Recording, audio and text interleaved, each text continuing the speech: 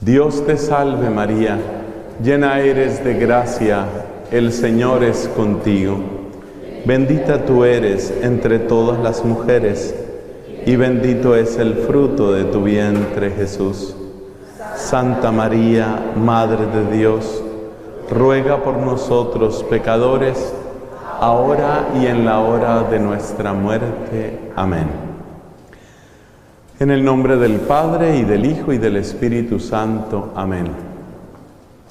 Queridos hermanos, vamos a hablar sobre la invocación del Espíritu Santo, por qué es necesaria y cómo debe realizarse. ¿Por qué tenemos que llamar al Espíritu Santo? ¿Y cómo debemos llamar a ese Espíritu de Dios? Esas son las dos preguntas a las que queremos responder en esta oportunidad. En la renovación carismática hablamos con frecuencia, con amor y con alegría sobre los dones del Espíritu Santo. Puede decirse que ya no es un desconocido para nosotros, pero creo que sigue siendo, como ya lo nombraba un famoso teólogo del siglo XX, sigue siendo el gran desconocido para una buena parte de nuestros hermanos. Entonces, quiere decir que esas personas, esos hermanos y hermanas no han descubierto todavía por qué es necesario invocar al Espíritu Santo. ¿Por qué hemos de llamar al Espíritu Santo? Esa parte creo que no la tenemos suficientemente clara. Pues vamos entonces a responder a partir del testimonio de la Escritura, pero también a partir de nuestra propia experiencia. Y yo voy a empezar por algo muy cercano. Algo que como sacerdote lo he tenido siempre muy cerca: la familia, la pareja. ¿Por qué hablo de pareja? Porque en los años de sacerdocio que Dios me ha concedido, pocas cosas duelen tanto como ver que se hunde esa barquita que se llama un matrimonio. Eso duele mucho y deja en el naufragio, en la soledad, no solamente a los esposos que se separan, sino sobre todo a los hijos. Hay otros fracasos que uno también conoce. Por ejemplo, también sabemos del caso de aquellos que tienen una vocación religiosa o sacerdotal.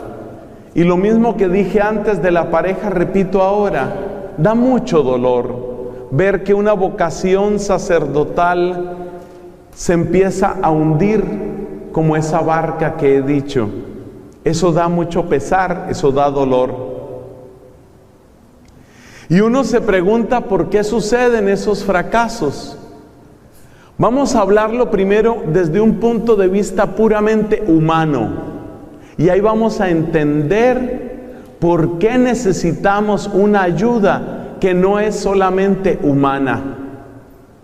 Humanamente, ¿qué es lo que uno ve cuando una pareja tiene dificultades? Cuando las personas tienen dolor, cuando las personas se sienten heridas, fácilmente se enceguecen sobre sus propios errores y más bien abren los ojos para fijarse y para señalar los errores del otro. Cuando uno habla con una pareja en problemas, ¿qué es lo típico? Que él dice que la culpa es de ella y que ella dice que la culpa es de él. Y cada uno es como incapaz de ver su propia parte. Es incapaz de ver que seguramente ha tenido algunos errores. No han cometido los mismos errores, pero sí han cometido errores. Y aquí vamos llegando a un punto muy importante. ¿Qué es eso que nos hace ciegos? ¿Qué es eso que nos hace duros? ¿Qué es eso que nos hace vengativos y que mete en nuestro corazón el deseo constante de desquitarse y de ganar la pelea? ¿Qué es eso? Y vamos encontrando una palabra, la palabra orgullo. Vamos encontrando que cuando estamos en una situación de necesidad, cuando estamos en una situación de herida, fácilmente nuestro orgullo sale a relucir. Y por orgullo perdemos demasiado. Es demasiado lo que perdemos por el orgullo.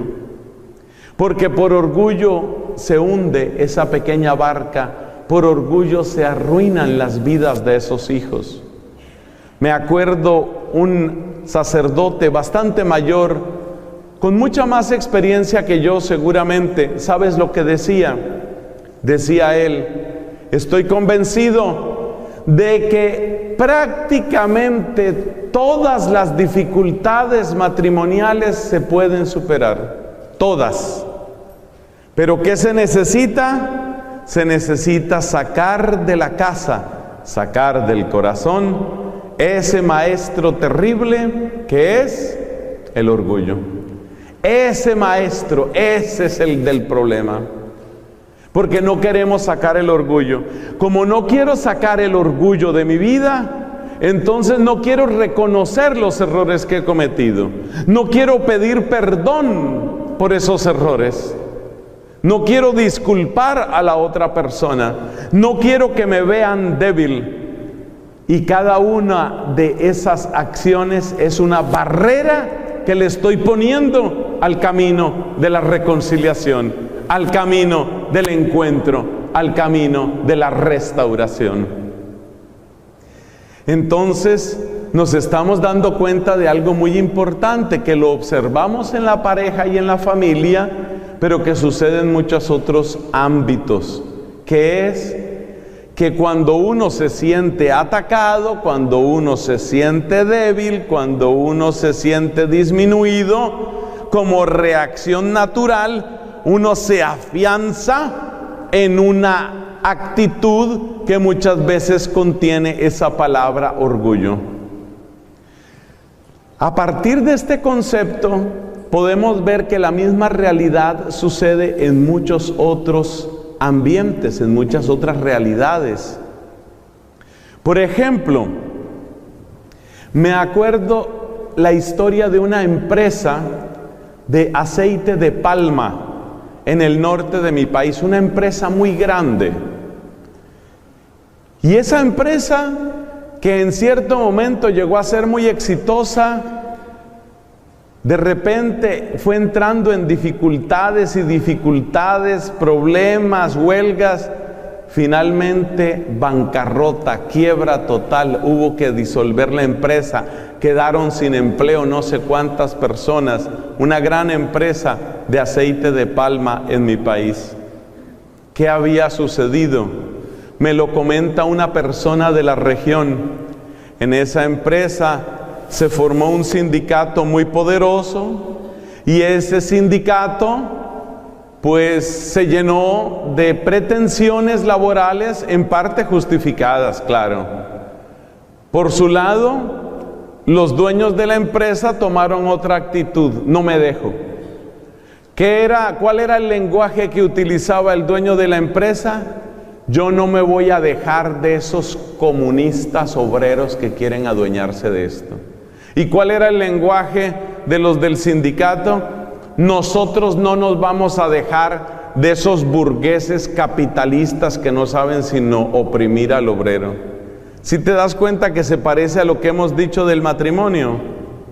Y entonces cada uno con una actitud de yo no me voy a dejar, yo no me voy a dejar. Llegó el momento en el que los del sindicato lograron paralizar completamente la empresa. La empresa ya no pudo pagar sus deudas con los acreedores, por supuesto deudas de miles y miles de millones. La empresa se fue a la quiebra y ambas partes duras. No me dejo, no me dejo. y ambas partes duras se fueron al fondo del mar. Se hundió la empresa. Finalmente se acabó la empresa. Cuando se acabó la empresa, se acabó el sindicato, se acabó la ganancia. Ese es el fruto propio del orgullo. Es el fruto de muerte. Si tú empiezas a examinar muchos aspectos de tu vida, encontrarás que prácticamente en cada una de nuestras historias hay oportunidades hermosas que hemos perdido por esa dureza interior, por ese querer llenarnos de nosotros mismos y que las cosas se hagan solo de nuestro modo. Le voy a dar un tercer ejemplo que muestra lo peligroso que es ese monstruo llamado ego o llamado orgullo. Hablaba en otra oportunidad con uno de los terapistas que ha trabajado con esta metodología de los alcohólicos anónimos. También él me decía una frase que me hizo acordar a la del otro padrecito, el que hablaba de los matrimonios. Fíjate lo que decía el de los alcohólicos. Decía: lo único que se necesita para que una persona empiece su recuperación es que admita que tiene un problema. Es decir, lo que detiene a la persona, lo que encadena a la persona en su desastre, ¿qué es? Que no lo admite, que se dice mentiras, que da disculpas, que siempre tiene una explicación. Mira, te estás pasando con el alcohol. No, una que otra vez, pero todo está bajo control. La persona siente que todo está bajo control. Los que lo rodean se dan cuenta cuántas veces se excede, pero él siempre tiene una explicación, o ella, porque tristemente va creciendo también el alcoholismo y otros vicios también en las mujeres. Va creciendo entonces el alcoholismo. ¿Y cuál es la actitud de la persona? Tengo todo bajo control. Mira, tienes que hablar con alguien, tienes que pedir ayuda. ¿Pedir ayuda a qué? ¿De qué tengo que pedir ayuda? Yo no necesito eso. Y de nuevo, todo está bajo control. Todo está bajo control es que la persona está arruinando su salud, está arruinando sus finanzas, está arruinando su pareja, está echando a perder su hogar. Y todo está bajo control. O sea que nos cuesta mucho trabajo, ¿qué? Pedir ayuda, reconocer que tenemos necesidades. Otras veces tomamos la actitud de que yo sí necesito ayuda, pero yo me sé ayudar solo. Es decir, yo solo necesito que me den las instrucciones y yo lo aplico. Cuando digo esta frase siempre me acuerdo de un chiste que decía: nadie puede aprender a nadar por correspondencia. Es difícil aprender a nadar por correspondencia. Hoy diríamos, eso de por correspondencia suena como siglo pasado. Hoy diríamos, difícil aprender a nadar viendo videos de YouTube. Entonces, uno cree que uno tiene las situaciones controladas, o si acaso yo lo mío lo soluciono leyendo un libro, haciendo un curso. Y así seguimos en el fondo encerrados en nosotros mismos. Encerrados en nosotros mismos cuando tenemos dificultades de familia. Encerrados en nosotros mismos cuando tenemos problemas de pareja. Encerrados en nosotros mismos cuando estamos entrando en un vicio. Encerrados en nosotros mismos cuando asoma la tristeza, la depresión. Son situaciones que se presentan. Y yo vuelvo a la frase que decía aquel terapista: lo único que se necesita para empezar una recuperación es pedir ayuda. Reconocer, tengo un problema, y pedir ayuda. Pedir ayuda. Bueno, y aquí llegamos a nuestro tema. ¿Cómo se llama en la Biblia pedir ayuda? Se llama invocar. Todo el que invoque el nombre del Señor se salvará, dice la palabra de Dios. Invocar, pedir ayuda al Señor. Ese pedir ayuda, ¿qué es? Pedir ayuda significa 3 cosas para los que están tomando apuntes, que son 7 personas. En lo que he podido contar desde aquí, supongo que los demás tienen una memoria prodigiosa. Pedir ayuda significa 3 cosas, 3 cosas importantes. La primera, reconocer que sí tengo un problema. La segunda, reconocer que necesito ayuda. Y la tercera, confiar en quien puede darme esa ayuda. Fíjate que es exactamente lo mismo que para ir al médico, lo mismo. Reconozco que tengo un problema. Hace tiempo, dice una persona, hace tiempo que tengo como un dolorcito en esta pierna, un dolorcito en la rodilla, como que viene, como que va, pero a veces más es lo que viene que se va. Mejor dicho, ya se quedó hace como 8 meses, se quedó el dolor ahí, ya no se va. Entonces tengo un problema. Entonces yo empiezo a solucionar solo mi problema. Me consigo una pomada, me consigo un aceite, averiguo, miro en internet dolores de rodilla que duran 8 meses. Clic, para ver dónde me enseñan a quitarme yo solo mi dolor de rodilla. Pero ya me doy cuenta que no. Entonces, ¿qué toca? Pedir ayuda. Necesito. Ya reconozco que necesito ayuda. Entonces me dice, mira, hay un especialista de rodillas que duelen 8 meses, que ha llegado hace poco a Asunción. Deberías ir.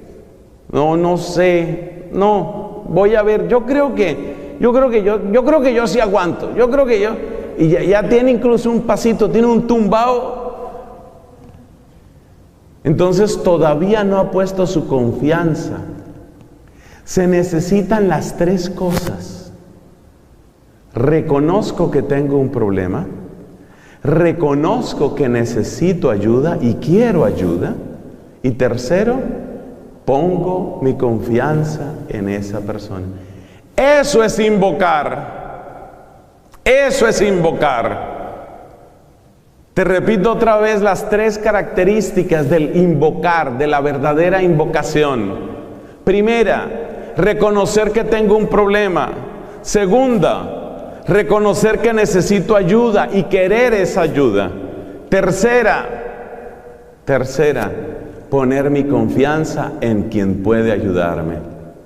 Esos son los 3 pasos. Bueno, pero sucede que cuando hablamos de la recuperación de una historia para Dios, las cosas no son tan sencillas.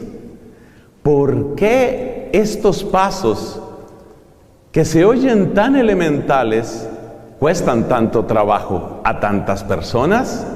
Respuesta: porque resulta que esos 3 pasitos que he dicho tienen también sus propios ataques. Es decir, vamos a describirlo de esta manera. No es exactamente que el demonio esté poseyéndolo a uno o atacándolo directamente a uno, pero se entiende mejor si hablamos de la perturbación del enemigo malo, del demonio. El demonio no quiere que tú reconozcas que tienes un problema. Si ya reconociste que tienes el problema, el demonio no quiere que tú busques la solución. Y si ya estás buscando la solución, el demonio no quiere que pongas tu confianza en el único que puede hacer algo real por tu vida. Como quien dice, los 3 pasos son sencillos, muy sencillos, pero cada uno de esos pasos supone un combate interior. Entonces, antes de seguir, en nuestro tema tenemos que ver cuáles son esos combates, esos 3 combates. Porque si tú vences esos 3 combates, entonces llegas a una verdadera invocación. Y el que invoque el nombre del Señor se salvará. Pero, es necesario recordar que esos pasos son combates. Son combates. Y esa es la explicación de por qué encontramos algunas personas que uno dice, ¿cómo es que ha llegado tan bajo? ¿Cómo es que se fue a perder esa vocación? ¿Cómo fue que se hundió ese matrimonio? Es porque cada uno de estos 3 pasos es un combate. El primer combate, ¿cómo se llama? Se llama el combate de la verdad. El combate de la verdad. Acuérdate lo que dijimos del alcohólico. ¿Qué es lo que él hace? Decir mentiras y decirse mentiras. ¿Qué le pasa a un fumador? Dice mentiras y se dice mentiras. ¿Tú cuántos cigarrillos estás fumando? Bueno, yo soy un fumador social. ¿Qué será? Ponle 5 o 6 cigarrillos máximo al día. De pronto, después de un almuerzo, un cigarrillito, qué sé yo, cuando voy en el carro para la casa, otro cigarrillito. Otro cigarrillito es que son 2 cajetillas al día. Pero la persona se dice mentiras. Entonces, el primer combate, acuérdate que el primer paso es reconocer que sí tengo un problema. ¿Cuál es el combate que está asociado a esa primera afirmación? La mentira. Entonces, es la batalla entre la verdad y la mentira. La batalla entre la verdad y la mentira es que uno no quiere reconocer que tiene un problema. Eso suele suceder también en los casos de infidelidad. Lo primero que hace la persona, ¿qué es? Negar completamente. Negar. La esposa le encontró un papelito por allá en el bolsillo. A veces las esposas son curiosas. Vamos a llamarlas curiosas. Le encontró un papelito en un bolsillo al esposo con un nombre, Cindy. No tengo nada contra las Cindys que haya por aquí, ¿no? Nadie vaya a creer. Esto no es nada personal. Y le dice, ¿y esto qué es? No, no te preocupes, mi amor, no te preocupes. Lo que pasa es que tú sabes que yo siempre he sido aficionado a los caballos. Y entonces esta es una yegua que es muy popular. Se llama Cindy. Entonces a mí para que no se me olvidara a quién tenía que apostar, le escribí ahí Cindy. Ah, ya veo. Una yegua. Ah, ok. Por allá como a las 2 semanas le suena el celular al hombre. Mira, te está llamando, aquí dice que te está llamando tu yegua. Entonces lo primero es que la persona miente. Y esa es la primera barrera que hay que vencer para llegar a una verdadera invocación. Uno miente y se miente, uno dice mentiras. Entonces el que es infiel siempre va a decir al principio, no, una amiga del colegio. Luego vamos a ver si es realmente así y muchas veces no es así. Entonces esa es la batalla, la primera batalla es la batalla entre la verdad y la mentira. Esa batalla es muy importante y si no se gana esa, no se gana ninguna. Porque la persona que permanece en la mentira, permanece en el pecado. Juan capítulo 3. El que vive en la verdad va a la luz. En cambio, el que está en el pecado se aparta de la luz. Esa primera batalla es fundamental. Llegar a esa victoria es indispensable para todo lo que sigue. La persona que está en la mentira necesariamente sigue en su pecado. Así que lo primero es esa parte de la verdad. A veces uno niega la verdad con mentiras. Otras veces uno niega la verdad y esto es nuevo, es un fenómeno social nuevo. A veces uno niega la verdad no diciendo mentira, sino cambiando la norma. Oiga eso, cambiando la norma. ¿Qué quiere decir eso? Negar con mentira, ¿qué es? Pues el ejemplo que ya di. Oye, ¿y esta mujer qué es? Ah, una amiga. Mentira, no es una amiga, pero ahí dijo una mentira.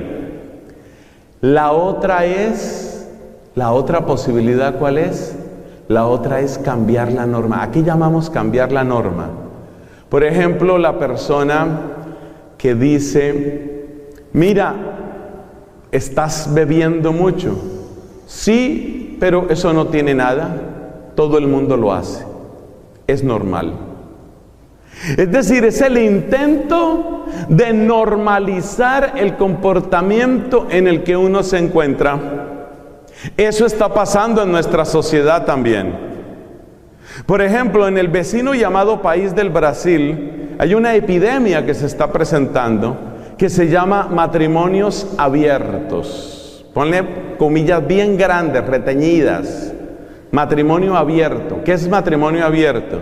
Matrimonio abierto quiere decir que se casan, pero cada uno tiene otras relaciones por fuera. El único deber, entre comillas, se pone otras comillas bien reteñidas, pero harto, es avisarle a la otra persona. Es decir, ¿qué es lo que estamos haciendo? Lo que estamos haciendo es elevando a la estatura de normal el adulterio. O sea, vamos a normalizar el adulterio, de modo tal que estamos casados tú y yo, pero al mismo tiempo tú tienes otros hombres, yo tengo otras mujeres y simplemente todos contentos y no vamos a pelear por eso. Eso se llama matrimonio abierto. Sucede en varios lugares. Uno de los lugares donde está creciendo, espero que la cosa esté mejorando, pero uno de los lugares donde está sucediendo es en Brasil. Matrimonio abierto. Entonces, fíjate que eso también es una negación.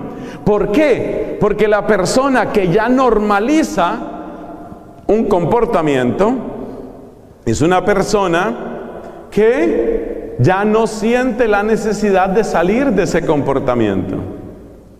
Es una de las estrategias más utilizadas en lo que tiene que ver con la sexualidad. Por eso existen las marchas del orgullo. ¿En qué consiste una marcha del orgullo? Es el intento de normalizar socialmente un comportamiento. Esto es tan normal como cualquier cosa. Así como tú tienes tu orientación y tu opción, yo tengo la mía, está normalizado. Eso significa no hay nada que cambiar aquí. Esa es una manera muy inteligente ¿de qué? Una manera muy inteligente de normalizar el comportamiento, con lo cual ya esa primera batalla queda perdida. Porque la persona que siente que sí bebe, pero que bebe lo normal, la persona que dice, yo veo pornografía como todo el mundo, el muchacho que dice, mira, pues sí, yo consumo marihuana, pero la marihuana está legalizada. ¿Todo eso qué significa? Yo no tengo que cambiar porque es legal. Yo aborté, pero el aborto es legal, entonces no he hecho nada malo. Casi siempre, esa legalización tiene esa consecuencia. La mayor parte de la gente considera que lo que es legal es moral. Y resulta que son dos cosas muy distintas, porque sabemos que la legalidad depende de los diputados, congresistas o el nombre que tengan en cada país. Y sabemos que ellos están sujetos al soborno, a la presión, se venden al mejor postor y por consiguiente están dispuestos a aprobar todo aquello sobre lo que reciben presión o sobre lo que reciben soborno. Es triste decirlo, pero la mayor parte de nuestros legisladores, llámense congresistas, diputados, senadores, representantes, el nombre que tengan, son gente que se vende. Y ellos son los que determinan la legalidad. Y luego la gente considera que si eso es legal, eso no tiene nada. Está legalizado el aborto, luego ya no tengo que preocuparme éticamente sobre si es bueno o es malo. ¿Te das cuenta lo difícil que es ese primer combate? Es el combate entre la verdad y la mentira. Por supuesto, ese combate entre la verdad y la mentira tiene su lugar en el corazón humano, como nos dice el Papa San Juan Pablo II en su hermosa y profunda encíclica Veritatis Splendor, el esplendor de la verdad. Nos dice claramente Juan Pablo II que en cada uno de nosotros hay la presencia de la voz de Dios a través de la conciencia. Pero ¿qué pasa? Que cuando la conciencia se escuda en que esto es legal, esto es normal, todo el mundo lo hace, esta es una opción más. Cuando la conciencia se acostumbra a decirse mentiras, llega un momento, nos explica este gran Papa, en que la conciencia queda cauterizada.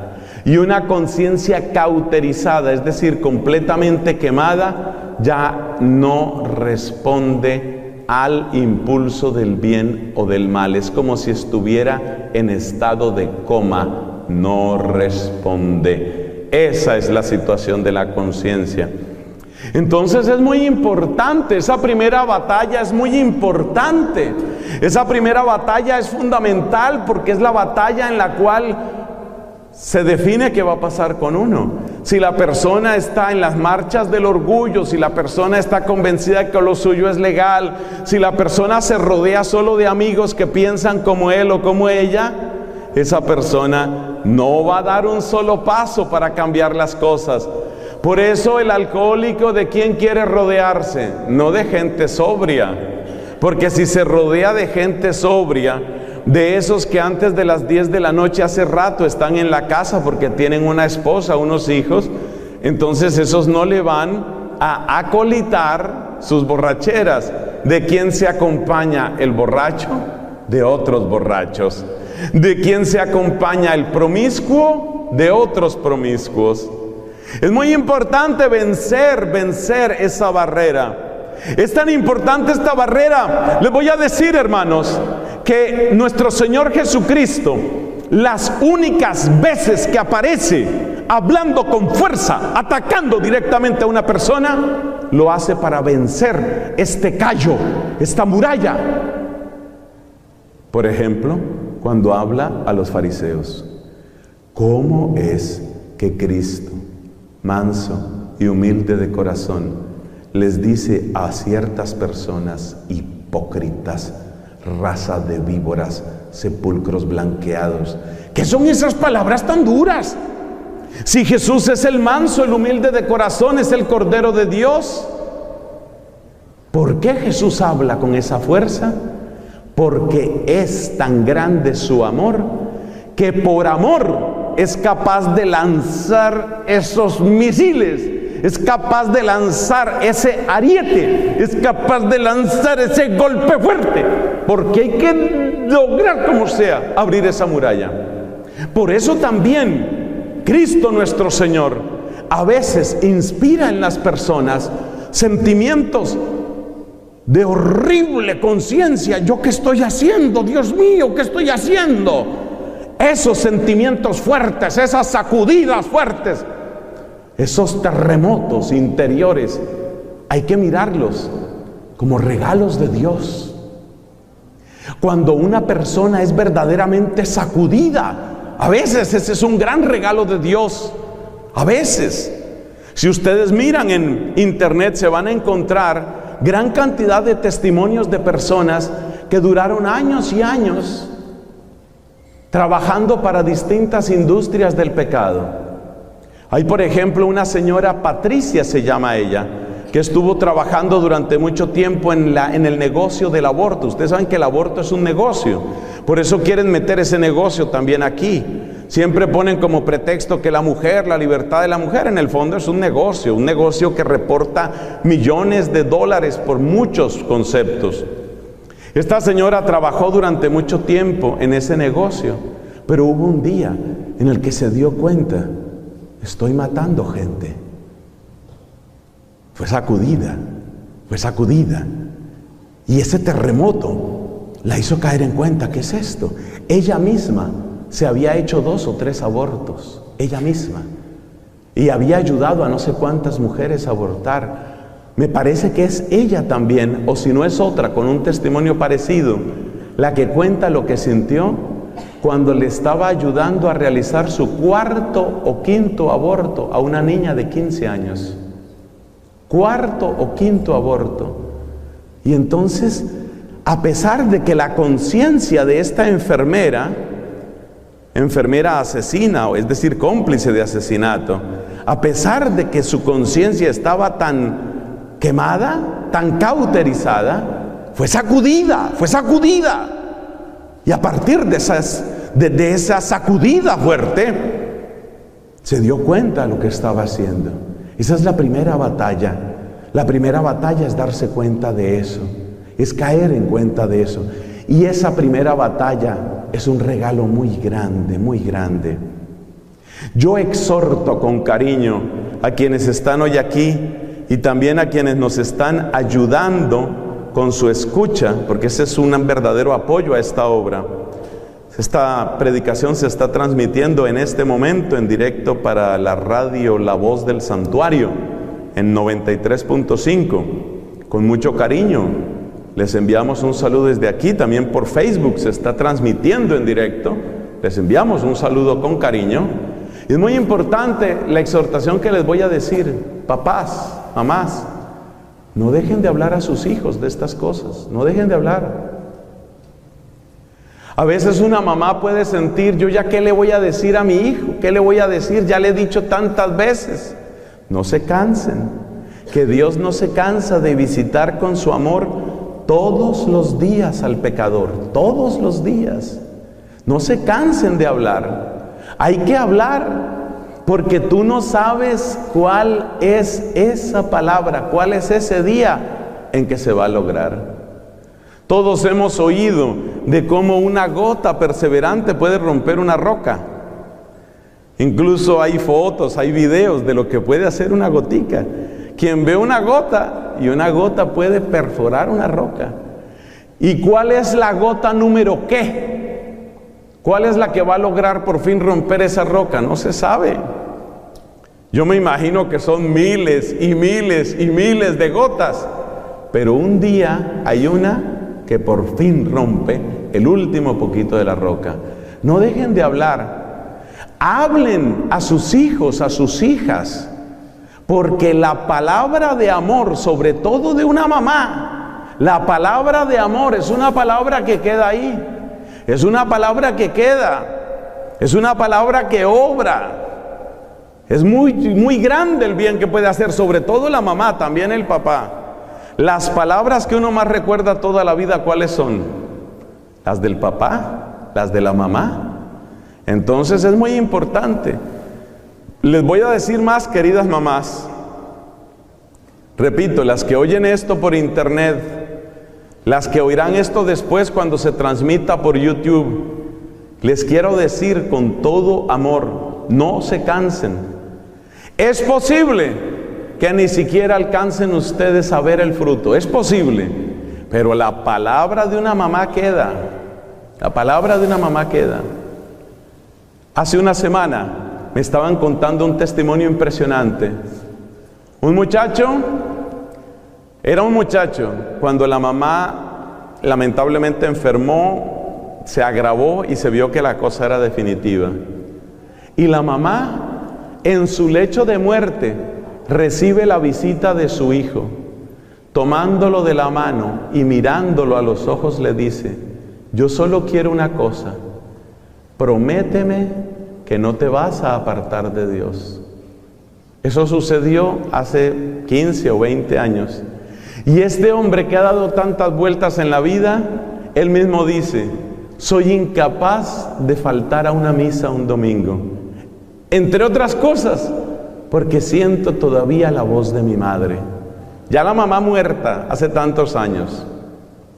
Entonces, primera batalla, la batalla entre la verdad y la mentira. Esa batalla es muy importante y uno no puede rendirse en eso. Y por eso también los sacerdotes tenemos que hacer como las mamás. También nosotros, como las mamás, en tiempos en que la gente nos quiere, nos aplaude, nos abraza, nos pide la bendición, hay que predicar lo que es. Y en tiempo en que la gente dice, ay, qué iglesia tan retrógrada, ese padre se quedó en la Inquisición, ese padre no sabe en qué siglo vivimos. Y otras veces lo insultan a uno peor. Uy, que no me han dicho a mí. Porque como además uno hace presencia en las redes sociales, ustedes se imaginarán los insultos. Lo menos que me han dicho es pederasta, sí, lo suavecito que me han dicho. Lo suavecito que me han dicho. Pero uno tiene que ser como una mamá. Uno tiene que ser como una mamá. Sea que me aplaudan o sea que me escupan, hay que decir lo que es. Hay que decirlo. ¿Por qué? Porque las generaciones que vienen nos van a reclamar. Nos van a reclamar. Bueno, la segunda batalla, ¿cuál es? Dijimos que eran 3, ¿no? El segundo paso es que uno tiene que pedir ayuda y uno tiene que querer la ayuda. Uno tiene que querer la ayuda. ¿Y cuál es esa batalla? Si la primera batalla es la batalla entre la verdad y la mentira, la segunda batalla, ¿cuál es? La batalla entre la esperanza y la desesperación.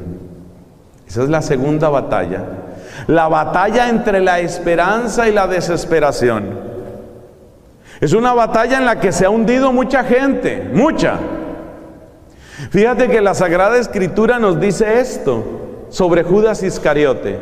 Judas Iscariote se dio cuenta de que había obrado mal. ¿Sí o no? Sí. Siquiera hay 4 personas que saben la historia de Judas Iscariote. Los demás deben ser de otras religiones, no sé, gente que han venido aquí, pasado por el frente. Bueno, Judas Iscariote se dio cuenta de que había obrado mal. Estamos aprendiendo, bendito sea Dios. Judas Iscariote sí se dio cuenta de que había obrado mal, o sea, él sí pasó la primera batalla. Él se dio cuenta, tanto se dio cuenta que él fue donde los mismos sumos sacerdotes judíos y les dijo, he entregado a la muerte un inocente. O sea que se dio cuenta. Se dio cuenta. La verdad, la parte de la verdad, él la tuvo clara, sí se dio cuenta.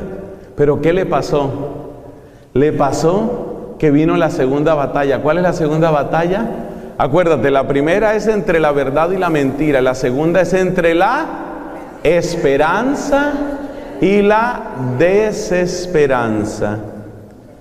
¿Qué le pasó? Que Judas Iscariote fue a devolver el dinero para devolver el negocio. Ay, qué duro hablar así, ¿no? Qué duro. Devolver el negocio. ¿El negocio cuál había sido? Vender a Cristo. Ay, Dios. Él quería devolver el negocio, pero se encontró con esta respuesta terrible que le dijeron los sumos sacerdotes. Él les dijo, he entregado a la muerte a un inocente. ¿Y qué le respondieron ellos? ¿A nosotros qué? A ellos no les importó. Judas entonces cayó en la desesperación y nos dice la Escritura, arrojando las monedas, fue y se ahorcó. ¿Qué haya pasado en cuanto al destino eterno de Judas Iscariote? Eso no lo sabemos. Ustedes saben que Dios en un instante de arrepentimiento puede hacer maravillas. Y una persona, aún en esa decisión espantosa del suicidio, quizás puede tener un instante para arrepentirse. Yo conocí la historia conmovedora de una muchacha, de las pocas personas sobrevivientes de intento de suicidio en California. Hay un puente muy famoso en la ciudad de San Francisco, el llamado Golden Gate. El Golden Gate es el puente más famoso tal vez de todo Estados Unidos, queda en la ciudad de San Francisco. Es un puente que atraviesa la bahía de San Francisco. Y esta mujer, llevada por la desesperación, la depresión, no la juzguemos. Esta mujer fue a ese puente y como tantas otras personas, se arrojó obviamente para matarse. Pero las cosas se dieron de tal manera que alcanzó a sobrevivir. O sea, el golpe es brutal. En primer lugar, el golpe contra el agua por la altura a la que está el puente. Luego el golpe contra las rocas o las piedras que seguramente estén ahí. Pero el lugar donde ella se arrojó, las condiciones, la cantidad de agua hizo que ella sobreviviera.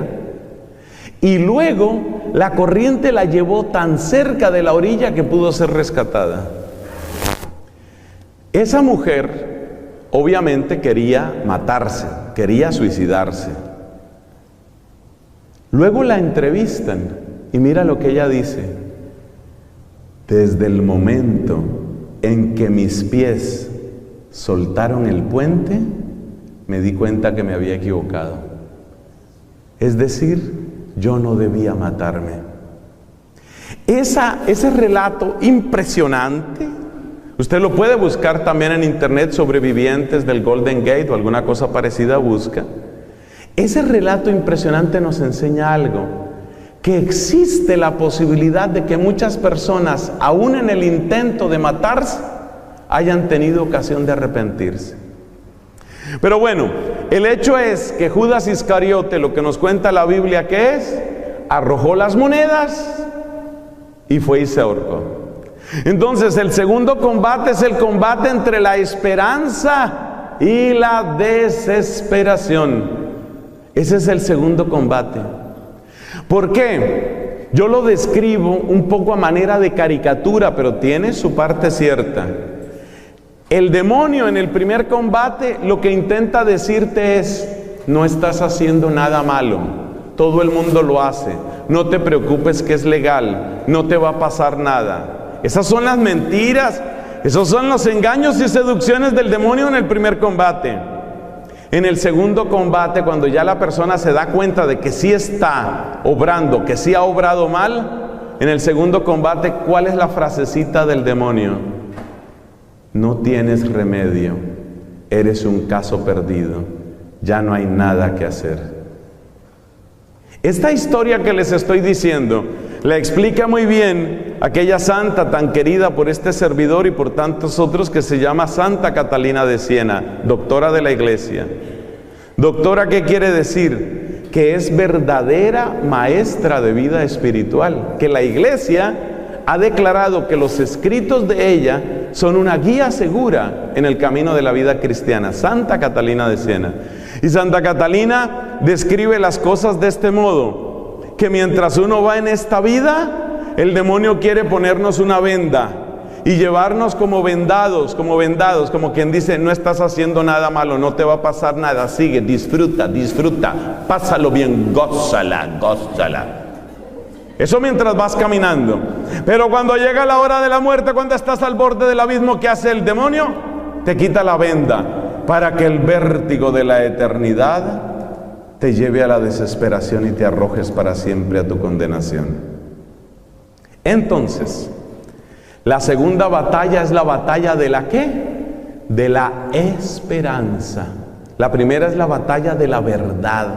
La segunda es la batalla de la esperanza. Y aquí también nuestro Señor Jesucristo es la gran luz que tenemos. ¿Por qué? Porque el mismo Cristo, que con tanta fuerza denuncia el pecado, es el Cristo que con inmensa dulzura llama al pecador arrepentido. Es decir, que Cristo, con el rugido de un león, quiere romper tu sordera, pero luego, con el canto de su amor, quiere acoger tu tristeza. Ese es Cristo, que al mismo tiempo es el león de la tribu de Judá y es el Cordero de Dios que quita el pecado. León y Cordero, las dos cosas es Cristo. León, porque su palabra tiene que sacarnos de nuestro sopor y de nuestra mentira. Pero luego Cordero, porque con su mansedumbre, con su dulzura, con sus milagros, con su ternura, palabra que le fascina a nuestro Papa Francisco, con su ternura, quiere atraernos a todos. Ese es Jesucristo. Eso es lo que Cristo quiere hacer. Y por eso también nosotros hemos de cultivar las dos cosas. Hay que recordarle a todos que el pecado es pecado, porque esa es la primera batalla, la de la verdad. Pero segundo, con todos hay que tener una actitud de misericordia y de amor y de dulzura. No es tan fácil, no es tan fácil, porque al mismo tiempo le estoy diciendo a la persona, le estoy mostrando a la persona que está obrando mal, y también estoy diciéndole, hay un camino, hay una esperanza. Pero esa es la vía cristiana. No podemos renunciar en la batalla de la verdad, porque si renunciamos en la batalla de la verdad, mis hermanos, dejamos a la gente convencida de que está obrando bien y no están obrando bien. No podemos renunciar en la batalla de la verdad. Pero tampoco podemos quedarnos solamente en el rugido del león. Y tampoco podemos quedarnos solo en el dedo acusador. Pecador, pecador, pecador, culpable, culpable. No nos podemos quedar en eso. Muy pronto, la misma mano que ha señalado el pecado tiene que abrirse y tiene que ofrecerse y tiene que acoger. ¿A quién? A todos. Porque cada uno de nosotros necesita eso. Entonces hay que saber señalar el pecado y abrazar al pecador. Eso es. A veces yo lo resumo con estas dos palabras: claridad y caridad. Claridad en la batalla de la verdad, caridad para que no desfallezcan nuestros hermanos en la batalla de la esperanza. Y la iglesia tiene que hacer lo mismo. Tiene que seguir anunciando y tiene que seguir denunciando, tiene que seguir diciendo las cosas como son. Pero, junto con la claridad, la caridad. Caridad, amor, dulzura, ternura, puertas abiertas, puentes, manos extendidas. Bueno, ya llevamos dos. La primera fue la batalla entre la verdad y la mentira. La segunda fue la batalla entre la esperanza y la desesperación. Ahora hay que dar otro pasito más. Dijimos, para que haya una verdadera invocación, se necesita que la persona reconozca que tiene un problema, quiera buscar ayuda, y la tercera es la confianza. Poner la confianza en el Señor. Poner la confianza en el Señor. ¿Y esa cuál es?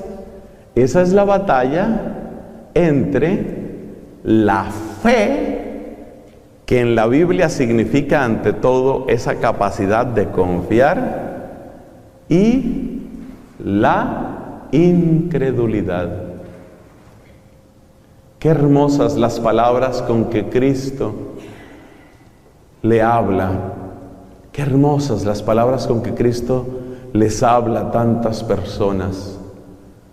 ¿No te he dicho que si crees verás la gloria de Dios? ¿Qué tal ese diálogo que tiene con Marta en Betania? Si crees verás la gloria de Dios. ¿O qué tal ese otro diálogo hermoso con aquel hombre que tenía a su hijito, y el hijito estaba epiléptico, estaba enfermo, y además de enfermo, poseso? Porque la enfermedad psiquiátrica lamentablemente puede también agravarse con una situación espiritual, y ese era el caso. Y este papá ya no sabía qué hacer. Y Jesús le dice: no temas, solo ten fe. Y el pobre hombre se debatía. Fíjate que ese ejemplo, ese pasaje es muy bueno. Porque fíjate que ya se habían cumplido las dos primeras batallas. Mire, tengo un problema clarísimo. El malestar, el mal que tiene mi hijo, el problema, los ataques que le dan, esa cosa tan horrible que tiene. Reconoció el problema. ¿Quiero una solución? Por supuesto que sí. Soy el papá, lo amo, amo a mi hijo, quiero lo mejor para él. Por eso este papá también fue donde los apóstoles, donde los discípulos de Jesús, o sea, ya estaba buscando ayuda, pero le faltaba la tercera batalla. ¿Cuál es la tercera batalla? Entre la fe y la incredulidad. Y Jesús le dice, Jesús, bendito sea su santo nombre. Jesús sabe en qué predicamento se encuentra este hombre. Jesús se da cuenta de la dificultad que este hombre tiene para creer. ¿Y qué le dice Jesús?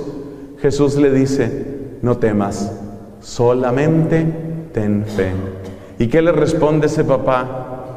Yo tengo fe, pero dudo. Ayuda a mi poca fe. Ayuda a mi poca fe. Y yo creo que eso es lo que muchas personas también sienten, sobre todo cuando uno ya ha llevado un camino como creyente. Porque muchas veces uno no entiende qué es lo que Dios le quiere decir o por dónde lo lleva a uno. Muchas veces uno no entiende por qué aquellas cosas que uno considera tan justas, tan razonables, no se cumplen. Uno no entiende por qué el sufrimiento de los inocentes, sobre todo el sufrimiento de los niños.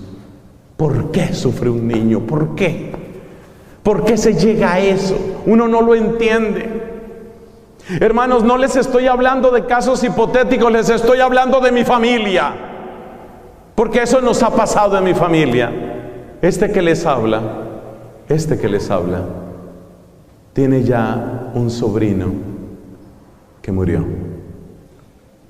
O sea, yo sé de qué estoy hablando. Y uno no entiende. Y uno ora y uno no entiende. Y es ahí sobre todo donde la fe se pone más a prueba. Uno no entiende por qué no me llega ese trabajo. Una vez le decía un profesional, tenía sus estudios, su grado, todo, le decía a la mamá, yo tengo mis manos, mamá, ¿por qué no puedo trabajar? Hace tanto que estoy buscando un buen trabajo, ¿por qué no puedo buscar el sustento para mi familia? Yo busco, toco las puertas, no se abren. ¿Qué hago, mamá? Ese es el momento. Ese es el momento en el que uno se debate entre la fe y la incredulidad. En las otras dos batallas hemos descrito la acción del demonio diciendo ¿qué? Diciendo que, bueno, primero, ¿qué es lo que te dice? No te preocupes, haz como quieras, disfruta, gózala. Esa es la expresión del enemigo malo. Pásala bien, no va a suceder nada, el cuerpo aguanta, es legal, todo el mundo lo hace. Ya salimos de la Edad Media, ahora cada uno que haga con su cuerpo lo que quiera. Ese es el lenguaje de mentiras en la primera batalla. Cuando llega la segunda batalla, entonces el demonio cambia su lenguaje. ¿Y qué es lo que te dice? Eres un caso perdido. Ya no hay nada que hacer. Otros tal vez lo puedan lograr. Tú eres un saco de basura. Eres una piltrafa. No vas a lograr nada. Nunca vas a salir de esto. Ya no luches más. Esa es la segunda batalla. La tercera batalla, ¿cuál es? Si la persona se va a acercar, sobre todo si se va a acercar a Jesucristo, la tercera batalla es precisamente contra Cristo. Exactamente contra Cristo. Por eso, la tercera estrategia del enemigo es, apenas nota que te vas a acercar a Cristo, ponerte todas las distracciones. ¿Y cuáles son todas las distracciones? Todas las distracciones son todas las filosofías, todos los ídolos, todas las nuevaeras, todos los inciensos, las velas, los feng shui, los I Ching, las lecturas de cartas, los rosacruces, la cábala, mantenerte distraído. Entonces, ¿cómo nos quiere el demonio? Nos quiere engañados, deprimidos y distraídos. Esas son las tres batallas que él quiere ganar. Engañados para que estemos en la mentira, hundidos, deprimidos para que no tengamos esperanza, y distraídos para que no pongamos nuestra confianza en el Señor. ¿Y cuáles son las 3 victorias? La primera es la victoria de la verdad, y la victoria de la verdad es: soy un pecador, necesito ayuda. La segunda, ¿cuál es? Voy a buscar esa ayuda, voy a ponerme en camino como el hijo pródigo. Me levantaré, iré a la casa de mi padre. Esa es la segunda. ¿Y la tercera cuál es? La tercera es la del ciego de nacimiento que fue curado.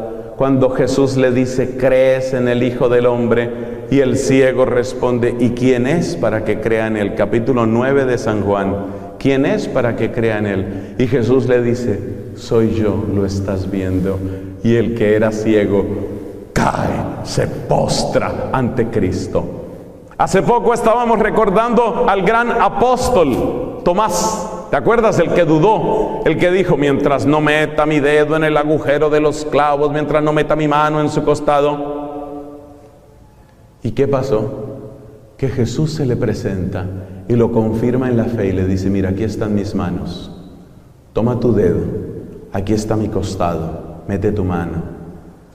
Y le añade esto: no seas incrédulo, sino creyente. Creyente. En el momento en el que Cristo le dice eso, los judíos estaban buscando cuál era el siguiente muerto. El primer muerto era Cristo en la cruz. En ese momento los judíos estaban buscando el siguiente. En ese momento la persecución estaba a punto de dispararse. En ese momento ellos tenían que anunciar la noticia más loca, entre comillas, de todos los tiempos. Pero Tomás, ¿qué hace? Se postra y dice esas palabras tan hermosas: Señor mío y Dios mío. Porque me has visto, Tomás, has creído. Dichosos los que sin ver crean. Entonces, esas son las 3 batallas. Espero que te las hayas aprendido bien. Repito, para el 96.4% que no tomó sus apuntes, pero tienen buena memoria. Entonces son la batalla de la verdad, la batalla de la esperanza y la batalla de la confianza o de la fe. En la batalla de la verdad, el demonio que quiere que uno diga: es normal, yo soy así, todo el mundo lo hace, esto ya es legal, ya salimos de la Edad Media, ahora las cosas son distintas, somos un país moderno, a ver cuándo se moderniza Paraguay. Esas son las mentiras propias de la primera batalla. Las mentiras de la segunda batalla, ¿cuáles son? Eres un desastre. ¿Te das cuenta que nunca logras nada? Siempre has fracasado, nunca podrás nada. Fracasaste como esposa, fracasaste como mamá, fracasaste como profesional, fracasaste. Eres un fracaso, eres una bolsa de basura. Y si la persona trata de acercarse a Cristo, ¿cuáles son las otras mentiras?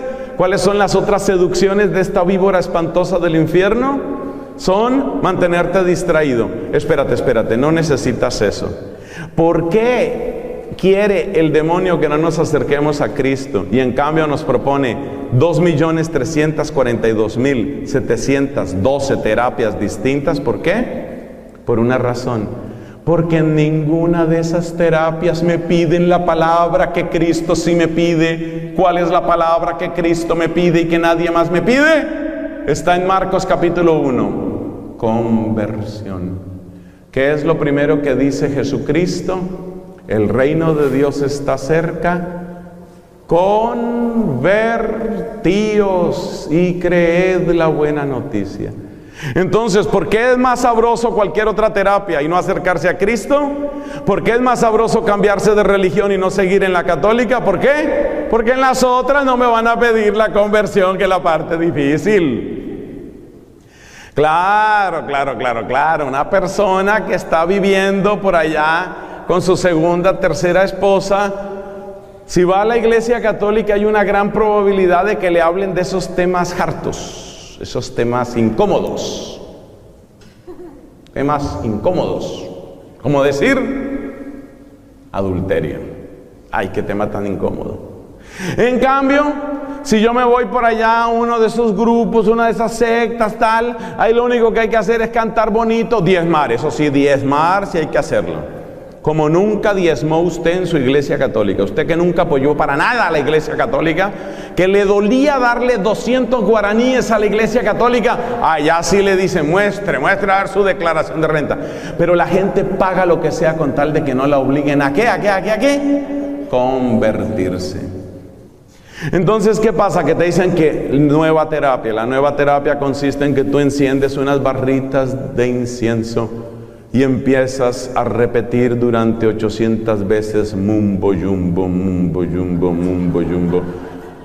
Y si tú repites eso durante 800 veces, entonces eso te da paz en tu mente, tu cerebro cambia, tus ondas se organizan, adquieres tu máximo potencial, desarrollas todo tu cerebro. ¿Por qué eso resulta tan atrayente a la gente? Porque no me pidieron la qué. Uy, respondieron la conversión, menos mal. Poco a poco la gente va respondiendo. Es decir, hay que tener confianza en el Paraguay. El Paraguay responde. Sabemos que el Paraguay responde. Lento, pero responde.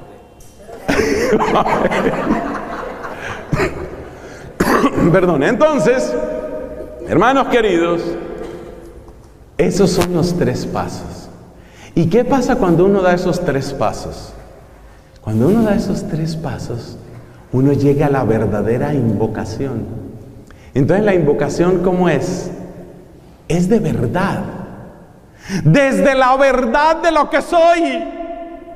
Desde la profunda verdad de lo que soy. ¿Y qué es lo que yo soy? Como decía poéticamente San Francisco de Asís, hombre de barro. Desde la realidad de mi barro, desde la realidad de mi historia. Dice el Salmo 130, que se aplica muy bien en este caso: desde lo hondo a ti grito, Señor. Señor, escucha mi voz. Desde lo hondo, desde lo profundo de tu realidad, desde lo profundo y lo real, desde lo profundo y lo verdadero de ti. Esa es la primera característica. Ese es el primer llamado. Segundo, el llamado se hace desde la esperanza. ¿Y cómo puedo encontrar esperanza? Si he fallado en tantas cosas, si he fallado como amigo, he fallado como esposo, he fallado como papá, si he fallado como trabajador, quizás yo debo decir, si he fallado como religioso, si he fallado como sacerdote, ¿de dónde vendrá mi esperanza? Es que la esperanza no proviene de que yo sea bueno, sino proviene de Romanos capítulo 8. La prueba de que Dios nos ama es que siendo nosotros todavía pecadores, Dios envió a su Hijo. Entonces, uno hace nacer la esperanza, no a partir de cosas buenas de uno. No, Señor, de ahí no va a salir. ¿De dónde vendrá la fuerza de la esperanza? No viene de cosas buenas de uno. La fuerza de la esperanza, ¿cuál es? La fuerza de la esperanza es lo que vemos en los evangelios. Aplícate el evangelio. Señor, que recibiste al leproso. Señor, que acogiste a la adúltera. Señor, que abrazaste con ternura al pecador. Señor, que compartiste la mesa con los publicanos. Señor, que admitiste el hospedaje de Zaqueo. Señor, yo quiero acercarme a ti. Qué lindo eso. Y ahí nace la esperanza. Viendo cómo Él ha tratado a otras personas, nace en mí la esperanza. Y tercero, no te dejes distraer. No te dejes distraer. Pon tu confianza en Él. Para lo cual la frase más perfecta que yo he conocido es la frase que dice: váyame bien o váyame mal, con Jesús me quedo.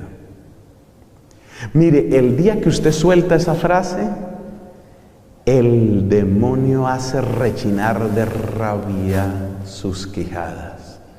Esa frase derrota a Satanás. Váyame bien o váyame mal, con Jesús me quedo. Porque claro, lo que Él quiere es que tú empieces a hacer un análisis costo-beneficio. A ver, ¿cuánto me cuesta confesarme? Mucho, muchísimo. La confesión es una cosa muy difícil, es muy pesada, muy vergonzosa. Es durísimo, es pesadísimo. ¿Para quién? Para mi ego. ¿Y qué beneficio voy a obtener? lo mismo que se obtiene con unas velitas pintadas, reacomodando los muebles, poniendo una pirámide, colgándome un cuarzo, asistiendo a una terapia, adquiriendo nuevas posiciones. Me encontré un meme, ahora se habla mucho de memes, ¿no? Me encontré un meme en Facebook muy bonito, que dice lo siguiente: de acuerdo con los grandes maestros de eso que llaman yoga, hay un gran total de más de 16,000 posiciones en el yoga. 16,000. La más conocida, por supuesto, es la de la flor de loto, que la gente une los deditos, se sienta con las piernas cruzadas, pone la espalda derecha. Esa es la más conocida, pero dicen que son en total cerca de 16,000 posiciones para buscar la luz, la paz, la salvación. Y decía el meme, en el yoga hay 16,000 posiciones que son solo promesas. En la fe cristiana hay solo una posición, la de Cristo en la cruz. Esa es la posición. Entonces date cuenta que uno no debe dejarse distraer. Por eso es muy mala idea estar buscando por un lado y por otro, porque ahí es donde te distraes. Y ahí es donde la mente termina diciendo, bueno, más o menos todo es lo mismo, sí. Y siempre dicen en la misma comparación, es como una montaña, tú la puedes subir por el norte, la puedes subir por el sur, la puedes subir. Lo importante es llegar a la cima de la montaña. Si tú llegas a través de tu religión musulmana, si el otro llega a través de su humanismo, si el otro llega a través de sus rezos, cada uno que llegue como pueda. Eso dices tú. Ahora cuéntame una cosa. ¿En cuál de esas religiones, filosofías o sistemas de pensamiento han dicho, Dios se hizo hombre? Lo dijo Lao Tse, lo dijo Confucio, lo dijo Mahoma, lo dijo Buda. No, solo hay uno. Entonces no te dejes distraer. Esas son entonces las tres claves. Primera, la invocación debe ser desde lo profundo del corazón, desde tu verdad, desde tu barro. No sientas miedo a hablar desde tu barro, porque como nos enseña el Papa Francisco, Dios no tiene asco de ti ni de tu barro. Dios no tiene asco.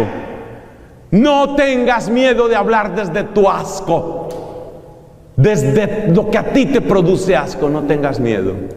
Segundo, primero, reconocer la verdad. Segundo, pon tu esperanza, el mismo que trató como trató a la pecadora, al pecador, al publicano. Ese mismo es el que quiere acercarse a mí. Y tercero, no me voy a dejar distraer.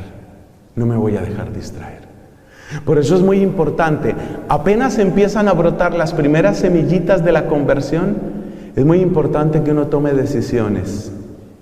Yo no me voy a dejar distraer. No me dejo distraer. Entonces uno tiene que ir tomando ciertas decisiones.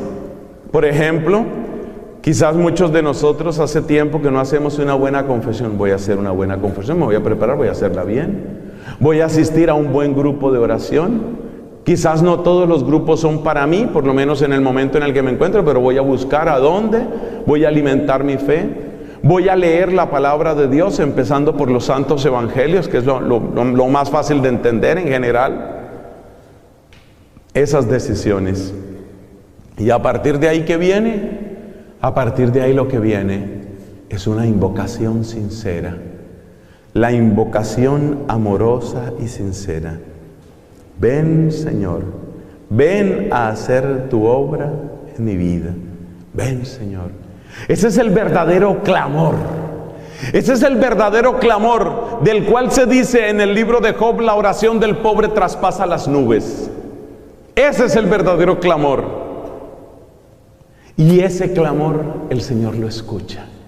Y ese clamor es el que Cristo enseñó a través de la perseverancia a sus discípulos. Por eso les dijo: no se aparten de Jerusalén, oren. Y los tuvo 50 días. Y uno dice, ¿por qué tanto tiempo? No es que Dios quiera demorar sus regalos, sino que para llegar a esta verdadera y sincera invocación, muchas veces se necesita tiempo. Tiempo para ir limpiando el corazón, para que se acostumbre a las 3 palabras que son la verdad, la esperanza y la confianza en Él. Entonces, cuando tú entras en este camino de la invocación, vas encontrando cada vez más la verdad de tu necesidad, la esperanza en el Dios que te anuncia salvación y la confianza de que Él y solo Él puede hacer de ti una nueva criatura. ¿Y cómo lo hace Él? A través del don de su divino Espíritu. Llega Él con su Espíritu. Ese es nuestro congreso de este año. Eso es lo que queremos ver. Cómo el Señor, a través de esa fuerza, poder y unción de su Espíritu, hace de nosotros criaturas nuevas. Pero el requisito, ¿cuál es? Invocación. Invocación sincera. Invocación constante. Invocación amorosa. Invocación confiada. Gloria al Padre, al Hijo y al Espíritu Santo.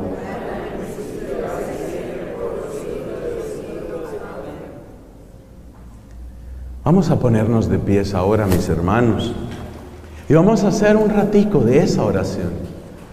Los apóstoles, después de 3 años de predicación, necesitaron 50 días para dar la medida.